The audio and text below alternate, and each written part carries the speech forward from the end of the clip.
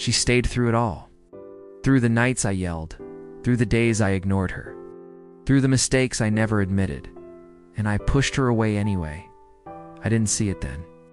I was wrapped up in my own failures, my pride, my stubbornness. She waited patiently.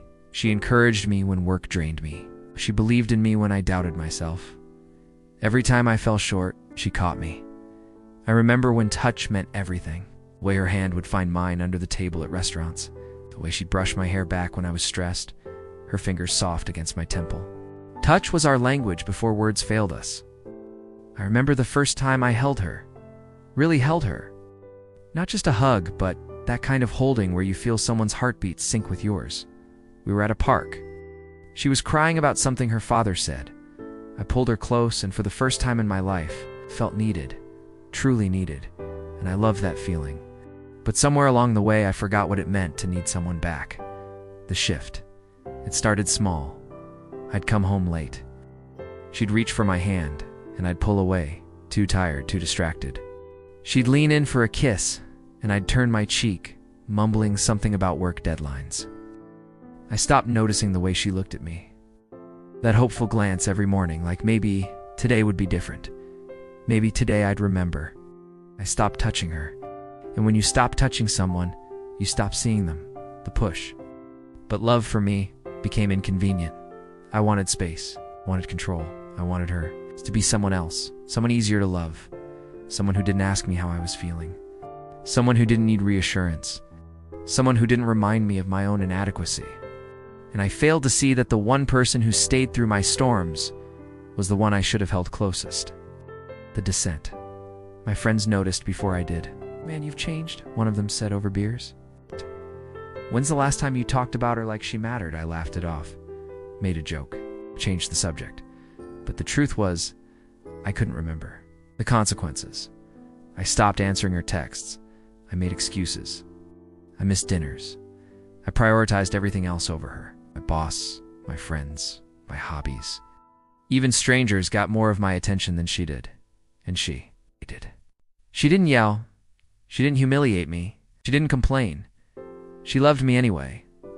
But I could see it in her eyes. The light dimming. The hope fading. She stopped reaching for my hand. Stopped asking about my day. Stopped expecting me to show up. And somehow, that made it easier for me to disappear. Her silent suffering. I didn't know this then, but I know it now. She cried in the shower so I wouldn't hear. She stayed up nights wondering what she did wrong, replaying conversations, questioning herself. She asked her friends, "Am I too much? Am I not enough?" And they told her the truth she didn't want to hear. "It's not you, it's him." But she stayed anyway, because she believed in the man I used to be, the one who held her in that park, the one who promised he'd never let go, the breaking point. One night I came home drunk with anger, not at her, at myself, at my job, the world. But anger doesn't discriminate. She was sitting on the couch reading. She looked up when I walked in, tired but still loving. "Rough day?" she asked softly, and I snapped, "Why do you always have to ask that? Can't you just leave me alone?" The book slipped from her hands. She didn't say anything, just looked at me with those eyes, those patient, forgiving eyes, and I saw it. The weight she carried for me all these years, the patience, the loyalty, the silent tears. I realized too late what I had been taking for granted. The moment of clarity, she stood up slowly, walked toward me. And for a moment, I thought she'd leave. Finally, that she'd had enough. But instead, she touched my face. Her hand warm and gentle against my cheek. "You're exhausted," she whispered. "Let me help you." And I broke. I fell to my knees. I sobbed. I apologized for things I didn't even know I'd done wrong. She held me, the way I should have been holding her all along, her fingers in my hair, her arms around my shoulders. Her heartbeat against mine. Touch. Our language. The one I'd forgotten. The conversation. We talked for hours that night. Not about blame, not about excuses, but about truth. "Why did you stay?" I asked. She smiled sadly. "Because I remember who you were, and I believe you can be him again. What if I can't?" "Whoa, then we'll figure it out together." I admitted my faults, every single one. the selfishness, the neglect, the emotional absence. She admitted her pain, the loneliness, the doubt, the nights she almost left, and in that honesty, we found something fragile but real, something worth saving, the commitment to change. I didn't expect her to forgive me overnight. Forgiveness isn't a switch you flip. It's a process. It's a choice you make every day. And she made it clear. This was my last chance. I need you to show up, she said. Not just physically, emotionally. I need to feel you again. So I started small. I put my phone down during dinner. I asked about her day and actually listened. I reached for her hand when we walked. I kissed her forehead before bed. I learned to touch her the way I used to. Not out of habit, but with intention. Rebuilding through touch. Touch became our therapy. Every morning I'd wake up early, make her coffee, bring it to her in bed. And I'd sit there, holding her hand, while she woke up slowly. No words, just presence. I'd trace circles on her palm with my thumb, a small gesture, but it said, "I'm here. I see you. You matter." She started smiling again, that real smile, the one that reached her eyes, the setbacks. But healing isn't linear. There were nights I slipped, came home distracted, forgot to ask, and I'd see the hurt flash across her face. It's that familiar disappointment. "I'm trying," I'd say. "I know," she'd reply. "But trying isn't enough. I need consistency." She was right. Love isn't about grand gestures. It's about showing up, day after day, in the small ways that matter. So I kept showing up. Her perspective. One night she told me what it was like. "You know what hurt the most?" she asked. "It wasn't the yelling. It wasn't the silence. It was when you stopped touching me." She paused, eyes distant. "Touch is how I feel loved. When you pulled away, I felt invisible. It's like I didn't exist to you anymore." "I'm sorry," I said. "I didn't know you should have asked."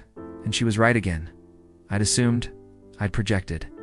I'd made her love me on my terms instead of learning hers. It's the turning point. We talked for hours. Not about blame, not about excuses, but about truth. We went to therapy, separately and together. I learned that my avoidance came from fear. Fear of vulnerability, fear of failure, fear of being truly known. She learned that her patience had enabled my behavior. That staying silent wasn't love. It was self-abandonment. We both had work to do, but for the first time, we were doing it together. The lesson: love isn't about who can endure the most. It's about who can show up, day after day, in the small ways that matter. It's about holding hands during hard conversations. It's about touching someone's shoulder when they're stressed, even when you're tired too. It's about choosing presence over perfection. And sometimes, the hardest person to love is the one you already have. The one who knows your flaws, who's seen you at your worst, who stayed anyway. Months later, 6 months later, we're not perfect, but we're present. I still mess up, I still get distracted. But now, when I do, I notice and I correct. "Hey," I'll say, putting my phone down. "I'm sorry, I'm here now." And she smiles. That smile. The deeper understanding, she taught me something profound. Love isn't just an emotion, it's a practice. It's the deliberate act of seeing someone, of touching them physically, emotionally, spiritually. It's saying, "I choose you every single day, even when it's hard, especially when it's hard." Conclusion. I pushed her away, but she stayed. I learned love like that doesn't ask for permission. It waits. It forgives. It endures. But it also asks to be seen, to be honored, to be reciprocated. She gave me her loyalty, her patience, her faith, and I almost threw it away, but I didn't. Because she believed I could be better, and because of her I am. Final reflection: if you're listening to this and you recognize yourself in my story, don't wait. Touch the person you love. Hold their hand. Look them in the eye. Tell them they matter. Not tomorrow. Not when things get easier. Now. Because the people who stay through our storms deserve more than our leftovers. They deserve our presence, our gratitude, our touch. I won't forget that again. I won't forget her.